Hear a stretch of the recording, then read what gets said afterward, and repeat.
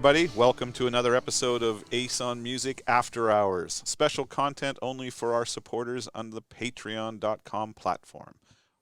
Joining me as always, Mark and Sean.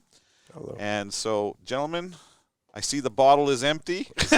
Well, with all the technical difficulties. Cheers. Right? Cheers. I thought it would be fun this week to talk about one of my little talked about obsessions is that I'm a bit of an avid collector of books about music, about musicians.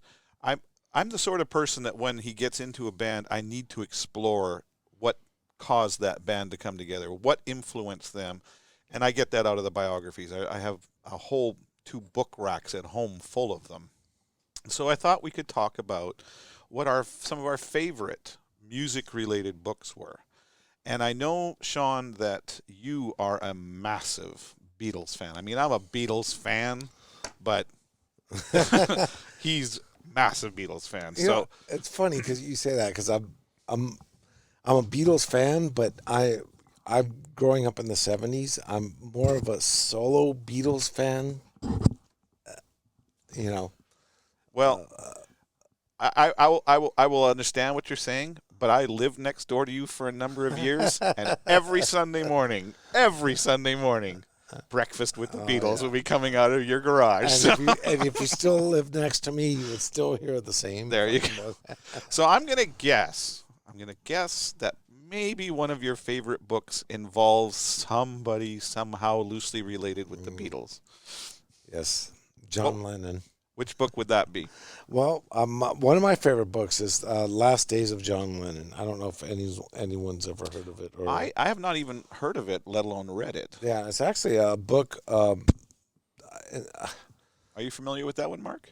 I am not. Yeah, well, it's a very interesting book. It's pretty much his thoughts and what he was going through at the time, and it was written by him. General. Like what stage in his career would it have been written? Well, obviously the last days, right? So right at the end. Yeah. So he's actually writing this book? Well, I believe so. Okay. Yeah. So is it like a biography? Or? Yeah, there's like a few books that he's written. One is the Imagine book, or I don't know. I've it's been a long time since I read them, but. So what about this book really appealed to you so much? Like, well, I'm just just the whole fact that when growing up and listening to the Beatles, and when John Lennon got assassinated, it was like kind of like the same era of when I was getting into the Beatles. So it was like, why would that happen? And then all of a sudden it was like, okay, he's dead. This book came out, and and all of a sudden there was all these stories of what was going on, and it was the assassination of John Lennon is one of those world events that I think almost everybody remembers, where they were, along with I wasn't alive for the Kennedy shooting, but when Kennedy was killed, or when I remember exactly where I was when the space shuttle blew up and things like that. But I definitely remember when I learned about John Lennon, and I was a paper boy when I was young, delivering newspapers. And that day, I remember pulling the first paper out of my bundle to hand it to the customer, and headline was, John Lennon assassinated. Right. It was kind of like the 9/11, right? Like, yeah, same kind of thing. It was like, it was huge. It was huge. How about you, Mark? What's a music book that's high up on your reading list? Well, I mean, I'm a music guy, so I enjoy listening, and as a result, I start to love the stories, just like the road stories we talked about. I'm the guy who's going to buy the book on road stories. But we've talked about this. A little bit of my background is as a lawyer, and having done some work in the music business, I'm pretty fascinated by some of the legal events and sort of how we got here. And my book, and it's ironic, but that I think about it so often, is The Hitmen.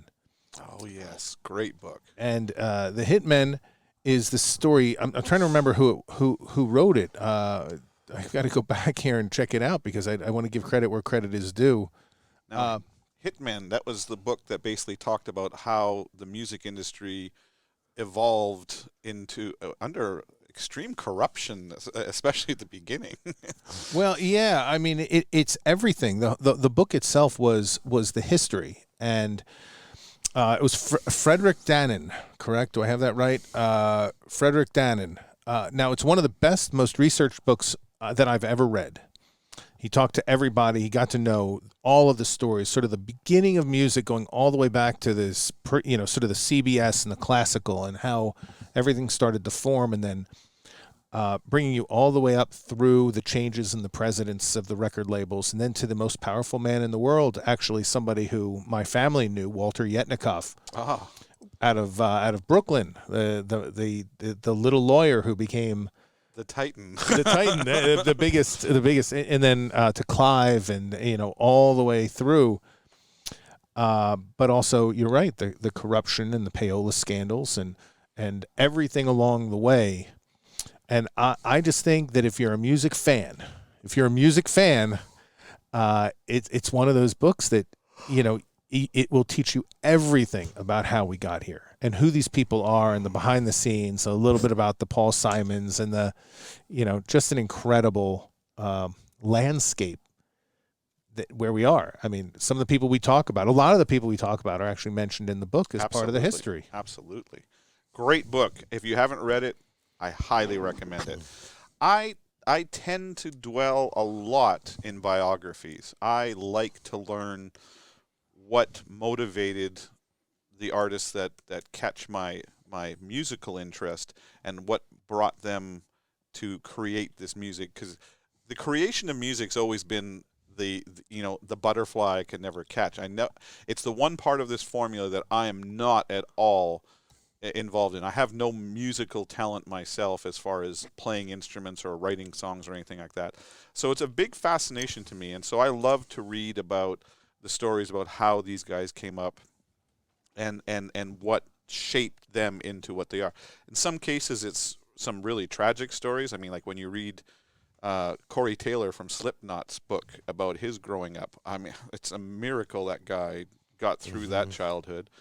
Or when you start reading about how, like I remember reading Dave Mustaine's biography and learning about, from his point of view, what happened in Metallica and then the formation of Megadeth and all that stuff. One of my favorite bands. So obviously I'm motivated to read about the artists that I'm attracted to. But yeah, I think it would be kind of fun to maybe start, as we, over the time, we can create our own little reading list for the listeners. So that would be awesome.